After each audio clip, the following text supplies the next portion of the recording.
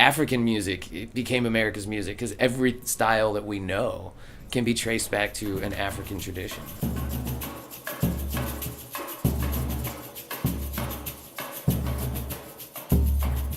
Then when I got to junior high, I joined junior high band, and it was drums. I was like, I'm gonna play drums. This is gonna be awesome. And I fell in love with drums, and I decided I was gonna be a high school band director. That was my goal. I kind of changed my path in college to be like, I'm gonna teach college so I can play and teach and do the best of both worlds.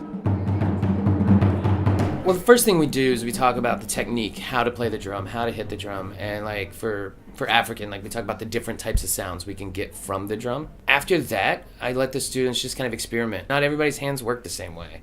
And so what works for me to get like a slap tone out of the djembe may not work for that student.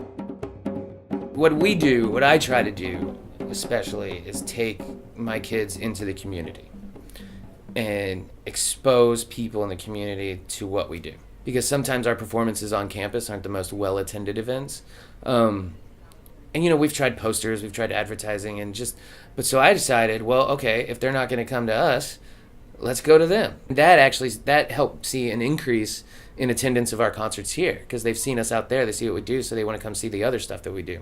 They're not sit-down concert hall type of music, you know, it's not an orchestra, but whenever you're on a concert hall stage, everybody just sits there.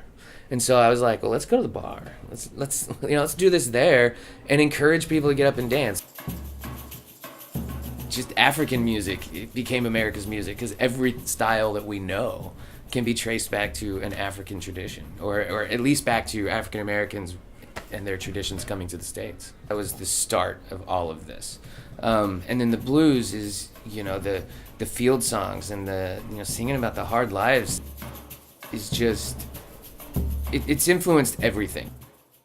You know, they even influenced hip-hop and rap and all that stuff. They influenced country western, jazz. Everything is influenced by all of this. The African culture did that. In Cleveland, in the Delta, there's this little bubble.